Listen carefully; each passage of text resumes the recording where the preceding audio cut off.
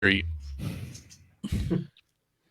it's Bill, and you're tuned into the Pennsylvania Rock Show, providing you with the best unsigned rock and metal that Pennsylvania has to offer right here on PARockshow.com, megarockradio.net, 107.1 FM St. Louis, Missouri, xrpradio.co.uk, Birmingham, United Kingdom, altrockradio.ca in Hamilton, Ontario, Canada.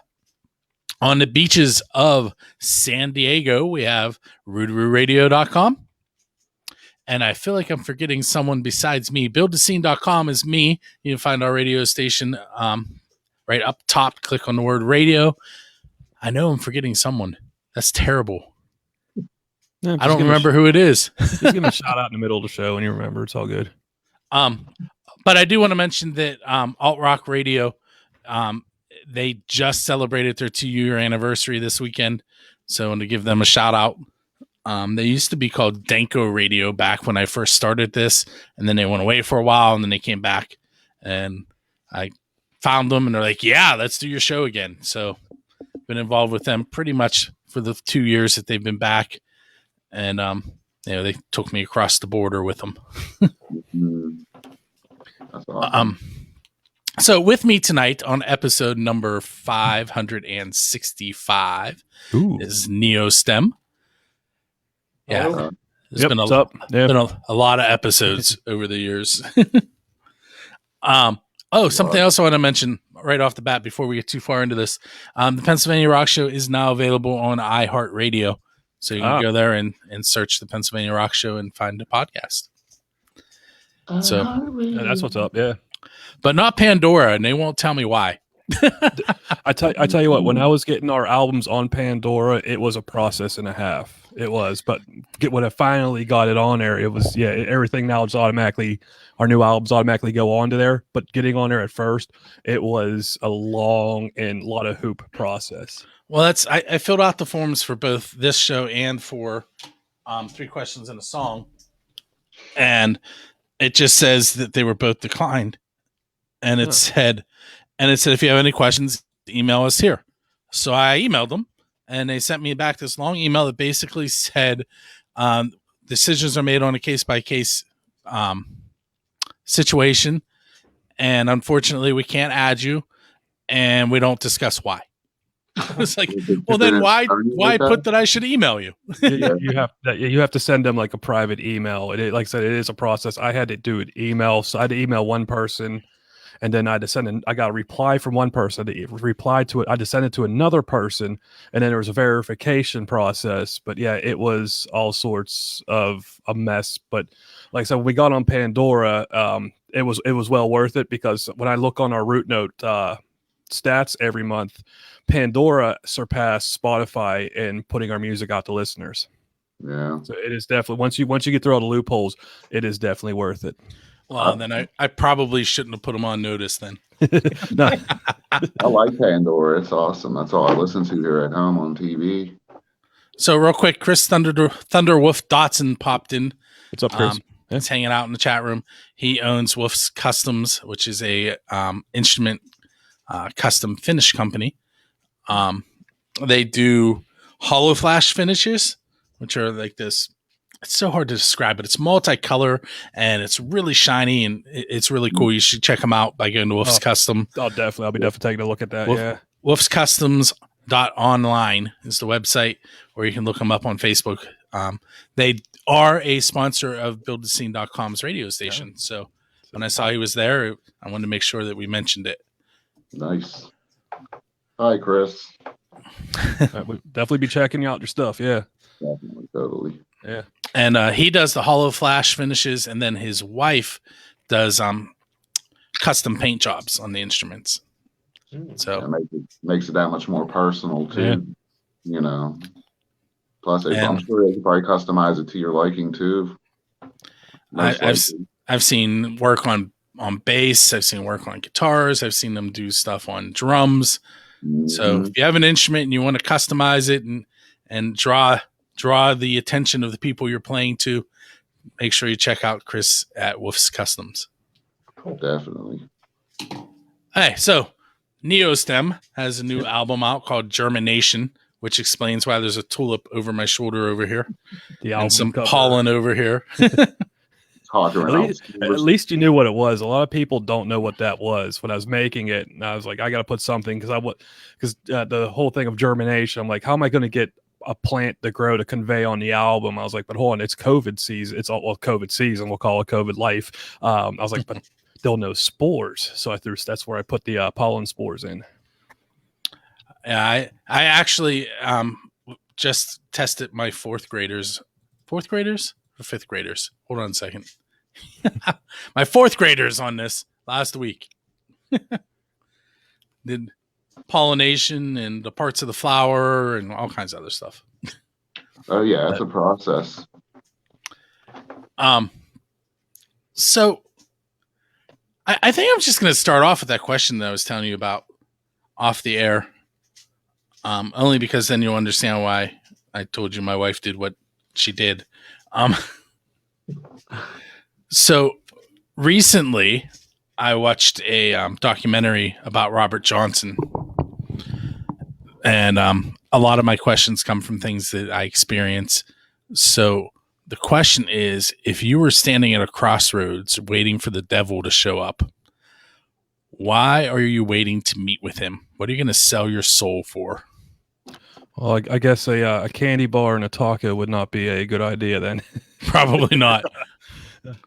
I don't know. Like I said, Robert Johnson's story is very interesting. I watched a similar documentary on him, but yeah, I mean, you're gonna sit there play the crossroads game. I don't know. That's a really, really, really tough question. That's a deep question. Yeah, it's deep. Yeah. Let me see. Peace and harmony. Peace and harmony. I like it, and it may be worth selling your soul to gain that back. I don't know. But then it brings up the like the R. Kelly song where the middle song goes, where his mom's all like, what he's like, what profits a man to sell his soul and win the world, or something weird like that. It's almost like, I don't know. I'd rather not sell anything at all, sell my soul or anything at all like that. You know, I'm just gonna stay back and go, hey, you're cool, but I'm gonna go this way. I don't have anything worth selling, so yeah. Ain't got nothing worth gaining, sort of selling. So you're saying the devil wouldn't be interested in your proposition? No, I'm bargain bin material. He told me to get out of his face. It's like that episode. It's like that episode of Metalocalypse where the Metalocalypse guys went down there to sell their soul to the devil, and they're reading all these contracts and they're going over it line by line to the point where devil doesn't want to take their soul or anything at all. Yeah, that'd be me. Totally. So Bobby C. Yeah, Bobby C. is in the chat room as well. Great guy, great musician as well. I tell you, I even told Bobby C. whenever we did a show with them at Excuses with his old band, they did a cover of the Cult's "She Sells Sanctuary," and it is probably one of my favorite covers from a local band because he hits those notes perfect. Oh yeah. If there's anybody out there not familiar with Bobby C, he is in Royal Honey. Royal Honey. Yeah, I cannot speak tonight. Royal Honey. Muscle of Love as well. Yes. Which is a Alice Cooper cover band. Yep. No. Royal Honey's his original band, yeah. Right, but he said Muscle of Love, which is yeah. He's in a lot of bands. Yeah, I like Bobby C. We were just hanging out a couple weeks ago at Murph's crib for his birthday. We were shooting the shit. So hi, Bob. All right, so, man, I really should write these questions down. I had another new one, and now I'm blanked. No, whenever it comes, you just fire it at us. It's just out of nowhere. It's, just yell Charlie Murphy, and then boom, there's a question. Here we go. So we'll stick with the documentary thing. If you could play any musician in a documentary, who would you want to play? And no, you don't have to look like them. Okay. If I could play any musician in a documentary, so I'm going to go with. I'm just going to put it out there because it's been surprisingly their music. As much as I was critical with them for years, Robert Smith from The Cure, because his life is interesting and how he conveys his life into his music. It'd be real cool to maybe, play him in a documentary to learn to get into his character of the process of how he makes all that music. Who would you pick?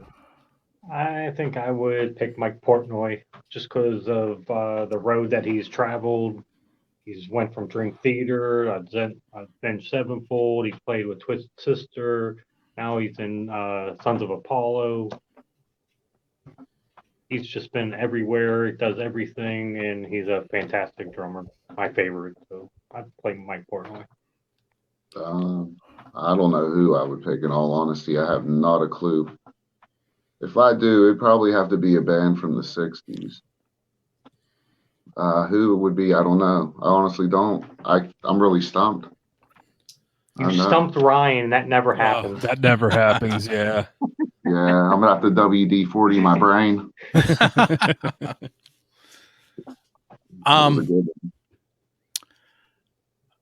Let's stick with. I'm kind of gonna go from the documentary, but I'm gonna stick movie theme. So you find a time machine, and you can go back in time and follow any band or artist that you want around for a full year to learn from them and talk about their art with them. But you have to be careful not to break that space-time continuum because you don't want Doc Brown to yell at you. Who would you follow around and why? Oh, for me, hands down, that's Rush. Just the music, the songwriting. I just make sure I just don't share what the future holds for them. But it would definitely be just because they're like the nerd band, and I'm a nerd myself, so it's like, come on, I'm like, I would just the conversations I could have with those guys. All right. Yeah, with me it'd be easy. It's definitely Nirvana for sure. I would love to jump back into time, hang out with those dudes. Not do the things he did, but to talk about them, chord progressions, lyrics, things like that. I don't know. Stylistically, that's who I love the most of anyone, any band. So yeah, that was an easy one for me.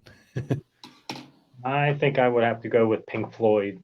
Probably all the original band was together alive. I'd say maybe around Dark Side of the Moon era, maybe The Wall, just to get inside their brains.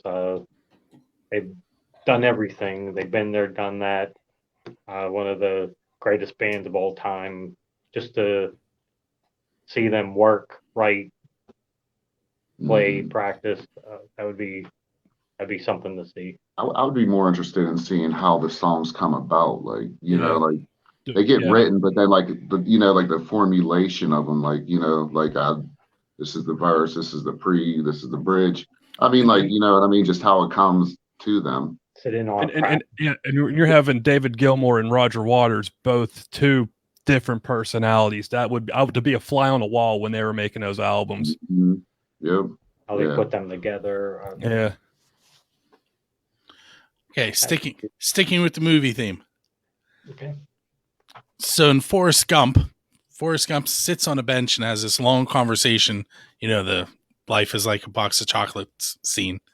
Mm-hmm. If you could sit on that bench with any musician and have an hour-long conversation, who would you want to sit with? But you're only allowed to ask one question. What would your question be? Oh, so we had the musician and the question we would ask them. Yep. Oh, yeah. All right, you go first, Ryan. Yeah, mine would be Jim Morrison, because I like to write poetry. I would want to understand how the hell he gets them words that he does and formulates them into the lyrics, because I love the Doors also. So that was also like, yeah, I'd have to say Jim Morrison. Good, Matt. I need to think about this. I'm going to say Carol Kay from the Wrecking Crew. Ooh. And the reason being because she's not only very underrated, but iconic because she's the originator of using the pick with the bass. And the question I would ask her is, what was it like to be the one person to be able to record all those with all those bands that are now iconic? Like, did she know what the potential was when she was recording those songs? Like I said, I watching videos. I watched a video of her. Like, that's where I started a couple of years ago. I started watching her videos and really defining my pick technique on the bass. And just, she'd be a person I'd love to sit and have a conversation with. I'm kind of rapid firing these questions at you guys. Oh, after thinking about it, I think I would go with Mike Ness of Social Distortion. One of my favorite lyricists, songwriters, and just ask him. One question would be something that pertaining to the Southern California punk scene when he was coming up, and I don't know exactly what I would ask him, but he's someone I would definitely like to have a conversation with. Hey, so this next question has a title. Ooh, a title. It's got a theme. That's how important this one is. Dun dun dun. So it's the Dave Grohl question. And I don't know if you guys have noticed, but every so often I will tag the Foo Fighters or tag Dave and say, hey, you should come on my show. And they ignore it all the time. I emailed their management and got ignored. But so my new approach is that I ask this question on every podcast that I do. And the story behind it, what started the whole thing was when I'm on YouTube, no matter what I search on YouTube, within like 5 or 6 videos on the autoplay, there's either a Foo Fighters video or a Dave Grohl video. And I don't know how that started on my YouTube, but it's like that all the time now. And so I started watching them. And the one thing that the Foo Fighters do a lot of is they will bring their fans up on stage and let the fans play with them. So the question is, who is your Dave Grohl? In other words, who do you want to go up on stage with and play? Oh, okay. That's going to be, for me, easy one. The Japanese musician, I'm a huge fan of a guy named Hyde. Like, if I could just roll on up, because he sings all his solo stuff, and the stuff with Vamps are in English, while his Ark and Seal band's all in Japanese. If I could roll on up and just do a Vamps or a solo song with him in English, that would just be like, let the lightning strike me down now, and I can die right there.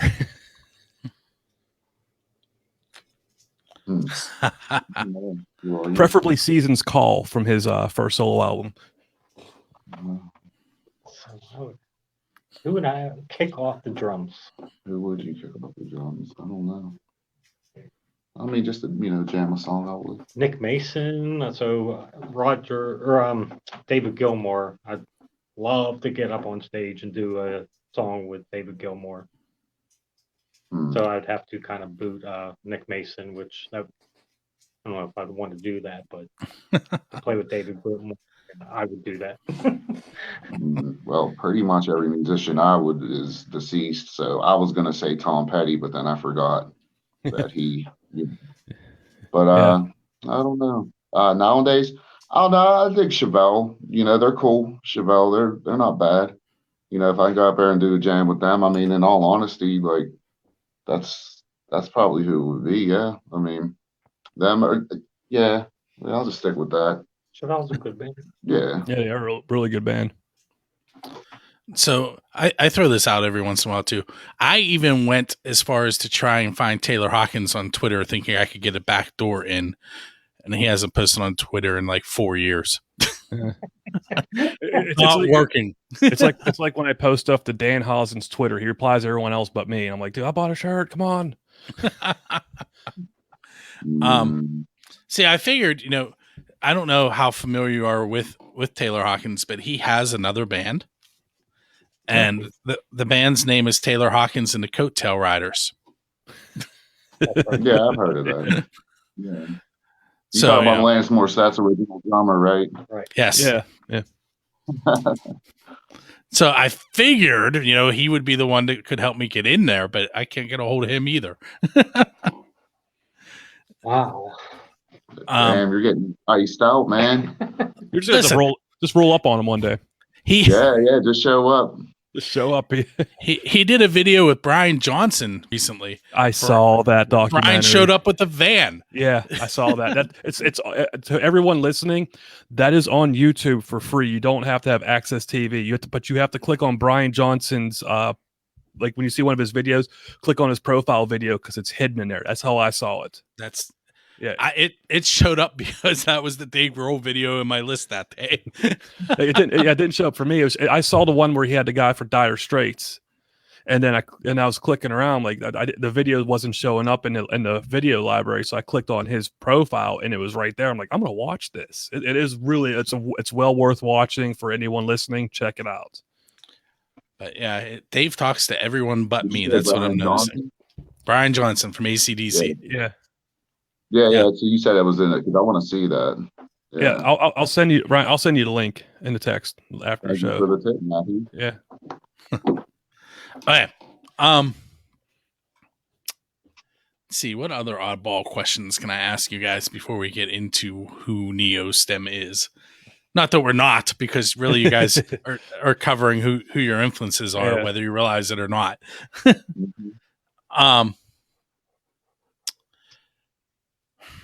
Let's say that you get a headlining spot on a worldwide tour. Ooh. What two other local bands would you have open for you? Okay, not because he's in the chat here, but because he's a hell of a guy, hell of a singer. I'm gonna go. We're gonna take Bobby Collins and Royal Honey.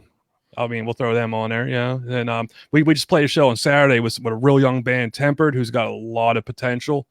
I'd pull them too. Like these got like literally like that band was young guys, got the potential. They keep that core going. They're going to be a hell of a band. Yeah, they're really. Yeah, I'd roll with them. Shit. Yeah, I would too. Yeah, totally. That was really good right out the gate, Matt. Yeah. He got his hat backwards like Lincoln Hawk and over the top. As soon as you answer the question, he flips it right around. I'm about to order some more minor league baseball hats. I just found a team that their logo is a hop, like a beer hop with a hat on. I'm like, I gotta get that. Minor league baseball logos are my weakness. Like if it's a funny one, I will definitely get it. Yeah, you should see the small of his back. He got all kinds of their tattoos on it. Now Eric Roger is in there too.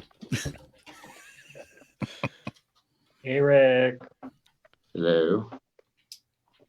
See, now I have to do a quick this Thursday, which will actually be after this episode goes on, but we're live on Facebook now. So this Thursday is Metal Night for SOS PGH concert series featuring Winner's Descent, Skell, and Instakill. You can get a ticket for that online streaming by going to sos2020pgh.org/concerts. It's $10 and you'll get access to all of season 2's videos, all of season 1's videos, and 70 plus music videos from local musicians. So it's very well worth the $10. Oh yeah. So we'll throw that out there too. A heck of a deal. Oh yeah. That is a deal. That is. Yes. Also help local music because we're going to need it. Well, and the thing about that series is all the money that's made goes to NEVA's Emergency Relief Fund. So it's helping out venues across the United States. Great cause. Great cause. Definitely. Yeah, I agree. Yeah. There's good causes and there's great cause. That's a great cause. So, let's see. What is a song that you wish your band would have written that someone else wrote? You know what? Yeah, you got it, Ryan. I think "Smells Like Teen Spirit" is the greatest song ever written, but that's just me. So, a song that I wish you know what? Because it's a song I keep bothering those two to cover, and I'm keep on bringing it up. And Rob finally brought it up not too long ago, only like a couple years after I said, "Hey, we should cover a song." "Keep On Knocking" by Death. That's one of my favorite songs by those guys, and I definitely, hopefully in the future, we might hear that come out in Neostem. Yeah. Yeah. And I would have to say Everglade from L7. That's one of my favorite songs. I wish we Love L7. Yeah, L7's really good. wrote that one. Yeah. That's a classic. That's a banger. That, and I like one more thing from them. Yeah. That's impressive. Yeah, One More Thing's so good. Yeah, I think One More Thing is one of my favorites too. All right. So what we're going to do now is we are going to take a break Lightning round. after you tell me a story. I got the story. Yep.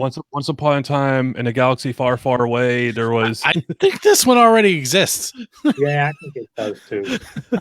You need something original. So I can pull out one of my cartoons here that I haven't posted yet. So here's what I'm looking for. We are going to play your song Mudhole. And I need a story to go along with it. Now, keep in mind, you got to keep it PG-13. All right. And it could be a story about when you were recording it. It could be a story about what it's about. It could be something that has happened while you were playing it live. Just tell us something interesting about Mudhole. Can I go first with this one? This song was originally supposed to be on Return to Sender, and we forgot to record it.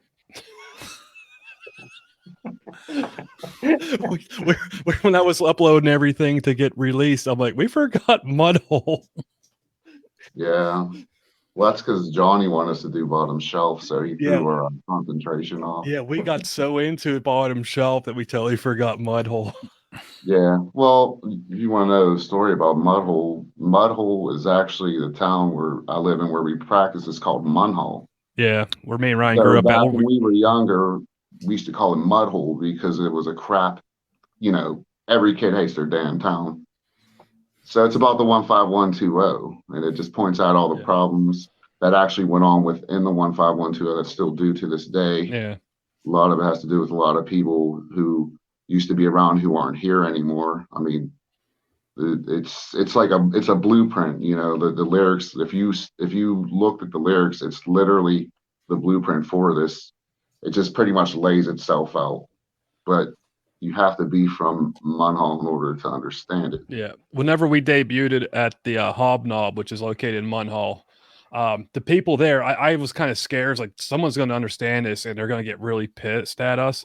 But it wasn't. Everyone got it and they enjoyed it because it's like a tongue-in-cheek shot at our stomping grounds, and everyone's like, you either know someone that's like that's in that song, or you are someone in that song, and everyone took it with stride and no one got insulted, which was my fear. We're playing. I'm like, but still, it's one of my favorite Neostem songs. Not only that, coming from the area of the 15120, which is neighboring towns with Homestead, there's all these little rappers coming up with all these like Homestead songs. So I was like, why can't I make a hood hit? You know what I mean? So that's what he did. It's a hood hit. Yeah, we're trying to make a music video for it too. So look out. So everyone listening, look out for that. I've been tinkering with Lightworks. I did one for Dilapidated to break the rust off me because it's been years since I worked with video editing, and Mudhole is going to be the one I want to put some time into.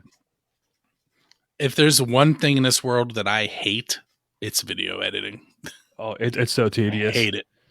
So tedious, and I screw up so much, and that I locked my. When I was doing Dilapidate, I actually locked my computer up because I tried going back too fast to fix something, so I had to restart my computer.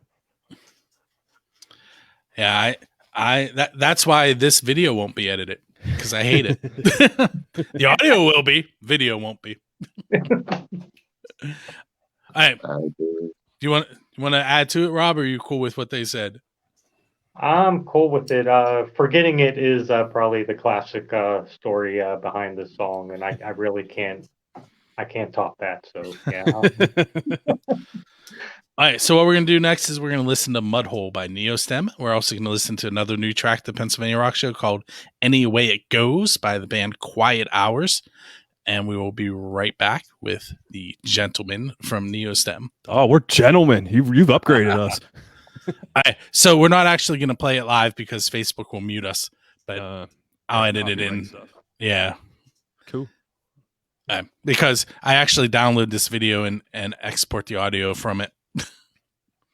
So this way you can like overdub us in like Japanese and Spanish and all the other. That's right. La boca cerrada no tiene las moscas. Yeah, I haven't spoke Spanish in 20 years. I have no idea. Well, I'm listen, it was 21 for me, and somehow I ended up teaching it. Oh, I'm trying to learn Japanese. That's hard in its own, like my own little just to do it thing. Just I'm gonna learn this just to learn it. So when I watch Japanese anime, I'll know what they're saying. He wants to be Japanese so bad. So if my goal is to get our music over there, because that is where like the like watching stuff like being a fan of the Japanese rock scene over there, and not only that, but the Japanese wrestling scene is the crowds in there are just insane. How much they get into what's going on. And that's why I keep telling these guys, like, if I can get our music over there, I think that's where the money break will come in. I think that's where we can get some real, where the streams will come in, where the money can actually will come in. And maybe if we all, hit the, say I hit the lottery for, the Powerball for $200,000, I can finance a tour over there or something, That'd be expensive. and we can open up for Love Bites, and I'll be in my glory. or tell you what, how about X Japan opening for them would be even good too. If anyone's I ever just heard want to meet Godzilla. How tall are you guys? They might think you're Godzilla while you're there. I'm 5'9". Yeah. 5'5". I'd be towering over them. 5'11". Yeah. 5'11" might do it. Put him in a sharpshooter, Bret the Hitman Hart style. But that's the question. Nobody knows if Godzilla was a boy or a girl, though. I don't think I want to know. No, I don't think it's ever really been addressed. No, I think, you know what? I think, Ryan, post that on Facebook and let's start it up. Let's start the conversation. Maybe Godzilla will come on my podcast. I posted on Friday. Way before Dave Grohl will. That's right. I posted on Facebook on, was it Friday, that Vin Diesel's just a physically fit Uncle Fester, and no one changed my mind about it. Jeez. I think he's probably richer than that guy, though. Oh yeah, he's got. That's Fast and the Furious. That's it. That was such a marketed movie. Franchise. Yeah, franchise. Yeah, overall. I like Riddick personally, but yeah. Isn't that a I'm gonna do some product placement for a second, since you guys saw me take it. Tom to Tom Tom. Tom to Tom Tom Tom. Is it the chewable ones or is it the hard ones like chalk? It is. They are the smoothies, and they are only available at Dollar General because they are the strawberry only flavor. Well, yeah, you're pre-eating the Tums, because after we're done here, I'm gonna make some jalapeno beef and bean burritos. No, I wish I would have ate. I had Bocelli's pizza, and I didn't take anything ahead of time, and that means I will not be sleeping tonight because I'm old, and it will do that to me. It's okay. I have acid reflux, aka GERD, so it's all I gotta take omeprazole. So I recently started taking this generic acid reducer pill that my wife has in her purse ahead of time, but I didn't know today, so I didn't take it. Dude, if you want acid reflux, I got a hot sauce for you, man. My girlfriend, her dad got her a skull jar for Christmas, and inside a skull jar was supposed to be like the hottest death sauce. I put too much of it on my burritos one time, and I went through, and Ryan saw it yesterday. I have a giant gallon jug of water. I filled it up twice, and it still hurts. Yeah, that thing was huge, man. Where the hell did you get that at? Amazon. Oh, wow, yeah. Swig Savvy for $15.95. So you just made me think of a Kennywood story. Fright Night's coming up this year. So I was working in Kittyland. It's my second year, so it would have been 90. Let me think this through. 97, 98, 97. Yeah, 1998. And I was the assistant manager, and my manager brought in this green hot sauce. I can't even remember what it was, but like it was chunky and it was green, and I like dabbed it and touched my tongue and never wanted to ever taste it again. And so he was like having everybody on the crew taste it, and he had it on his fingers and didn't realize it, and he touched his eyes. Ooh. and my short shift turned into an open to close very quickly because he had to go home. Just think that's before Med Express too. Yeah. That was Med Express going home and putting your eye under the water. That's a Jefferson Hospital run right there. Oh yeah, the Rainbow Kitchen on 8th Avenue. But speaking of Kenny, would you see what they increased their pay to? I'm not complaining because I work Fright nights. Listen, my first year there, which was 97, I made $4.25 an hour. My last year there, I made $7.90 an hour. Oh, you big money there. Well, at the time, yeah. So, I'm the salary now. What's that? What's the salary now? 13.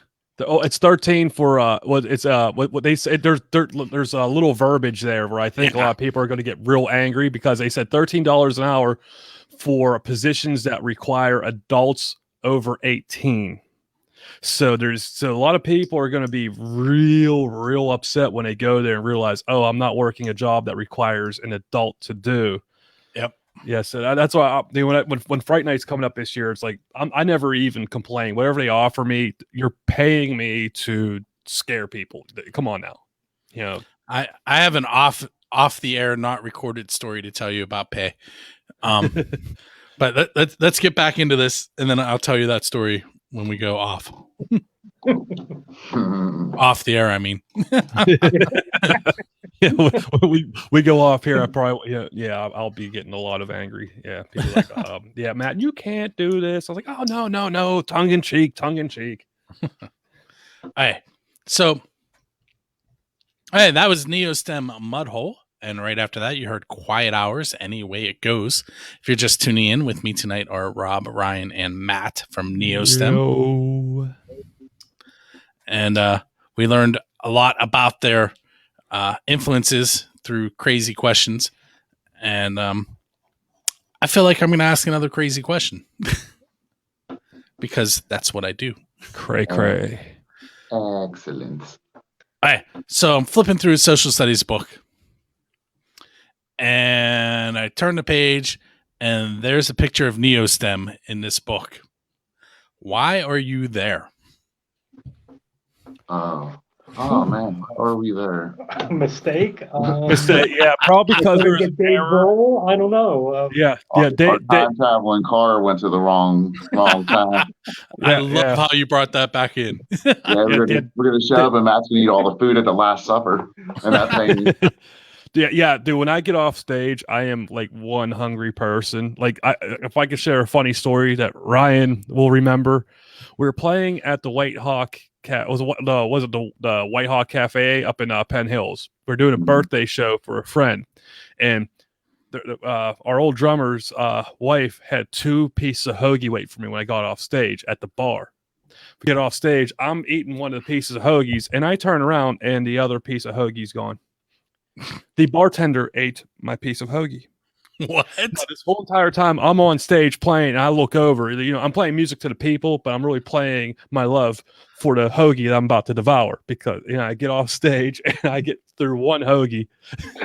This is good, but not as good as this hoagie. It's just like the hoagie was gone. It was kind of like I was really feeling. I'm gonna eat these hoagies. I'm gonna have my drink, and it's gonna be a good time. Hoagie had lettuce hanging out of her mouth.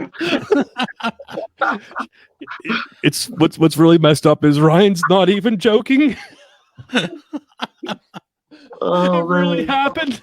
My cheekbones hurt. How does that happen? Like she just started eating the hoagies? I think she was flirting with Matt. I think she was flirting with him. She said, "I'll be the other half of your whole hoagie." It was I was so looking forward to it. It's like I was hungry. He's still bitter. Yeah. The thing is, Billy had a hypoglycemic attack because he didn't have the second half.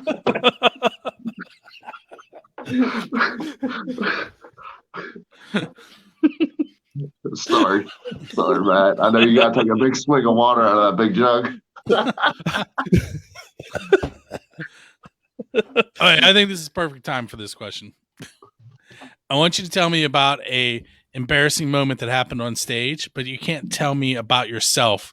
You have to tell me about one of the other two, something they did that embarrassed you. So Matt can't talk about Matt. You can talk about Ryan or Rob. Oh, because I got plenty of stories of weird things. Okay. What did Ryan do? Oh yeah. Yeah, a certain person at one of our many shows. Well, me and Ryan will play. You'll see me and Ryan get like real close to each other. One time he tried licking my face. I think that might have been a Hobnob show. Yeah, but I was thirsty and you were sweating up a storm. I could like stop playing guitar and take a swig. I just thought it was like that caused me to screw up playing the part. And because I'm trying to lean back, I'm leaning back further, like literally, I was almost limbo level leaning back while he's leaning into me trying to lick my face. Yeah, he sweats like no other too, so it's great. One time you sweating so much I was splashing water on my face before a show or after the gig. Sorry, Rob. Hey, fine. You want to go? Yes, one time we were at Howlers and Matt did the Luke Cage kick off the stage and like twisted his ankle. I almost fell into Sean Schimmel from Primate. It was him and his wife. I was because before we did the show, I was like, I want to do something crazy. I was like, I was practicing. I jumped off the stage a few times. I can do this. Not realizing in the middle of a song, adrenaline's going. I jumped a little higher than I thought, a little further than I thought, which made the drop a lot more. Like Sean and Schimmel and his wife are right there, and then Wes Longden and his wife, they're another band went on after us. They jumped off the seat to try and catch me, and I'm wearing Chucks, so I lay in flat-footed and I bruised my ball of my foot. Oh. But I finished the set like a trooper. Yeah, like I said, you came off like Liu Kang, man. I was. I'm sorry, man. My cheek. All right. I'm sorry to bring this up, Ryan, but our annex show, every musician kind of has a meltdown, and Ryan had a meltdown, and we basically didn't finish our set. And it was in a homestead, and so I think they closed now. So I don't know. They closed a month after. Well, good. Then it never happened. Yeah, never happened. Are there any photos? No. My aunt and uncle were there, and they were like, "Oh, that was a really good set." I'm like, "Really, really?" Even Earl from Aqua Dimension goes, "That was good." I'm like, "Really?" I was in another zone. I actually took my guitar off and threw it, and I shouldn't have done that. But we made up for it the next night, opening for Hepcat. Yeah, at the record release party. Yeah, it was at Mr. Small. Yeah, Mr. Small's Funhouse. Yeah, it was like night and day. Kick-ass show that time. Yeah, well, we all have those moments. And then this one time we did an open stage, and I got drunk because they took us forever to get on there. And yeah, they told a string. I tripped, I fell, broke a string, and they kicked us off like 2 songs in. Yeah, they told us 10 o'clock. They didn't put us on until 12:45, and there was no one in the bar. We played to nobody. While the guy putting it on brought up all his friends to do stuff. He kept like, you guys coming on soon. I'm like, we're sitting there. I'm like, dude, you told us 10 o'clock. We got there like 8:30, 9 o'clock, and we just sat there, and that was a whole. And then the next day after was another disaster show. We played at what's it called now? It's called the Foxtail now. It was called Diesel, but Diesel before, and we played a show. But I'm not gonna. The guy, the promoter made good on his promise to give us about to make it up to us, and he did, because the first band that went on at that show was one of those. It was one of those stupid things that we got involved in to sell 25 tickets, keep the rest after promoters, which we learned our lesson from. The first band went on, took forever, and they were on a time crunch, and they didn't say nothing. So we were supposed to get a 30-minute set list that we played 12 minutes of. Yeah, so long story short, we got screwed out of some time, and then I smashed the guitar. Yeah, it was a smashed guitar on purpose, but everyone thought he was upset about it, and we never. After the promoter made it up to us, I told him he didn't smash the guitar because he was upset. That was supposed to happen. But yeah, you want to make sure he made good. He did, man. Shout out to Timothy J. He was a stand up person and made up for it.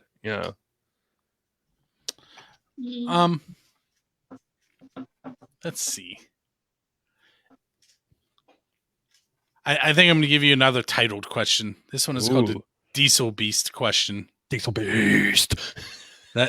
That's a acoustic folk band out of Texas. No, metal band out of Texas, Denton, Texas. Hey, there's a such thing as folk metal. I know plenty of those bands. Well, they are not. They are more like Dio-esque. But the question is, if you could play anywhere, like venue is not like anywhere. You play on the ocean floor if you want. If you could play anywhere with any band, where would you want to play, and who would you want to play with? Ooh, okay. And while you're thinking, their answer was they wanted to play at Stonehenge with Dio. As you said, Dio-esque. You know what? I tell you what. I keep seeing pictures of the Red Rocks. You took my answer. Okay.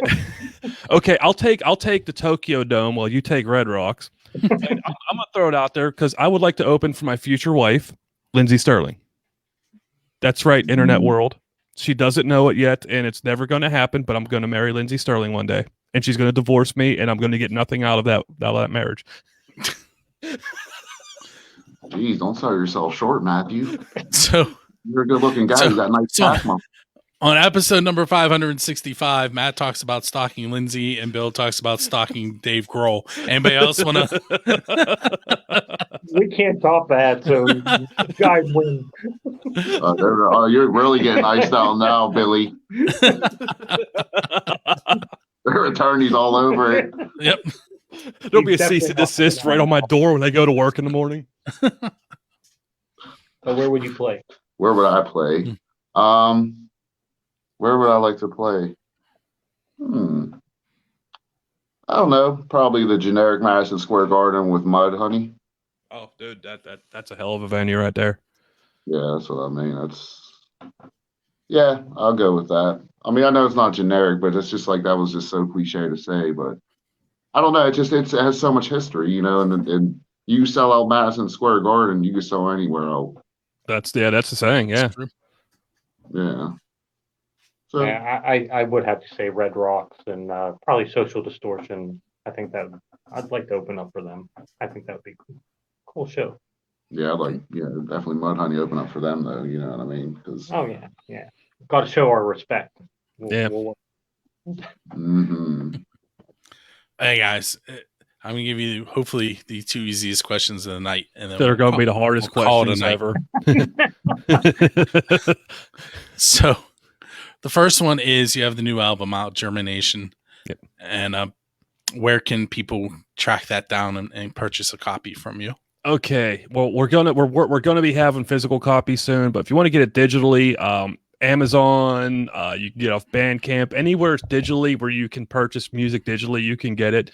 And streaming wise, anywhere streaming. I kid you not. Like I pulled out all the stops to get this album out digitally. You want to listen to it on Spotify, you can.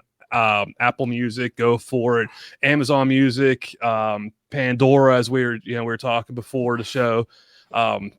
Everywhere and anywhere you can stream. I've noticed somehow our music is making it on TikTok, but no one's using it to make their videos with. So if anyone on TikTok wants to use like a little chunk of our music to make some videos, they're on there. Go for it. And make sure you let us know so we could see it. And because I made a Neostem TikTok because when I saw on Root Note where all our stuff was getting distributed, I'm like, so I made Neostem TikTok to find out. I was like, no, anyone make a video? Anyone make a video? No, crap. But it's somewhere new, it's somewhere different, and you never know what the future will hold for that one. All right. So this next question normally would be pretty easy, but it may be hard. It's super hard. What's next for Neostem? Cool. What is next? Let's see. We already have probably about 3, maybe 4 songs ready for another album to go, and there's already a song recorded that's in the chamber. Yep. Ready for another album. So we're already, I say we're pretty much already not looking past this, but we're already writing new material. Yeah. We That- strike while the yeah, iron's hot. And also we do got some nice shows coming up too. We actually coming up at the end. Yeah, we have three coming up at the end of May into June. We have 3 shows in 4 weeks. Yeah. You got Yep. the 29th, Subalpine, May 29th, Lily then- 6th. Yep. What else there? We got June 11th, we're back at the Subalpine opening for a touring band there. And then June 17th, we are opening for Sponge again.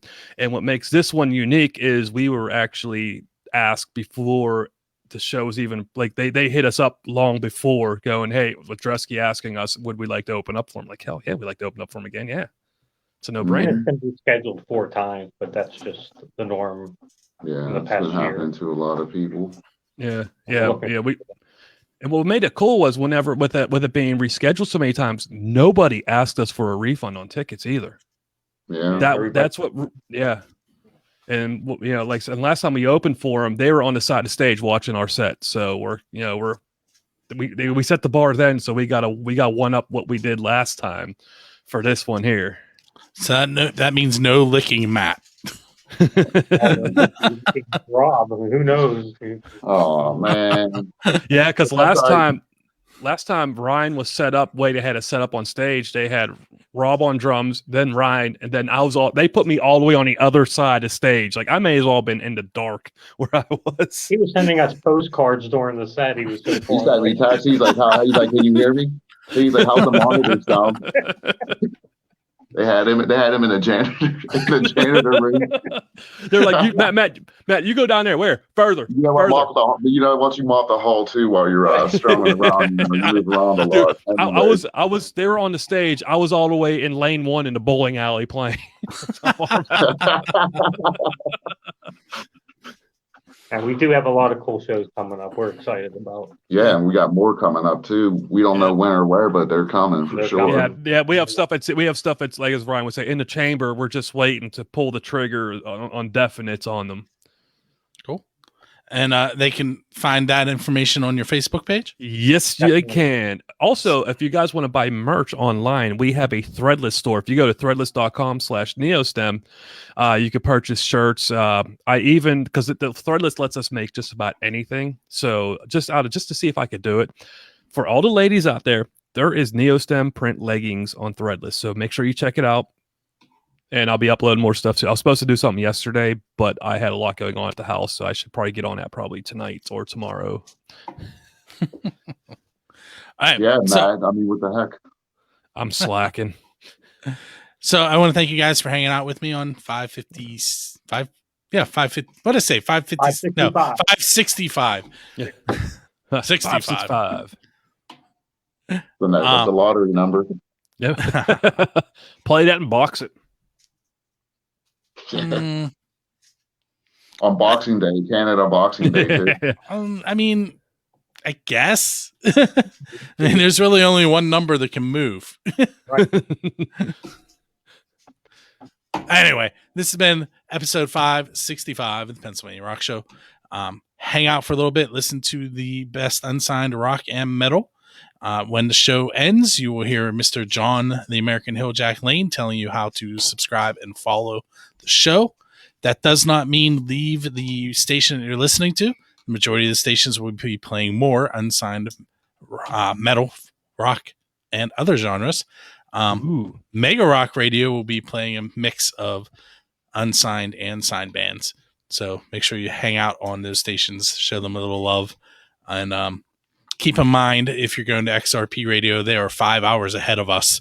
So if you're checking out their schedule, subtract 5 to figure out what's going on. And we will check you out next week. Thanks for having us. Thank you, Bill. Yeah, man. Thanks, guys. Thank you, everyone. And thank you.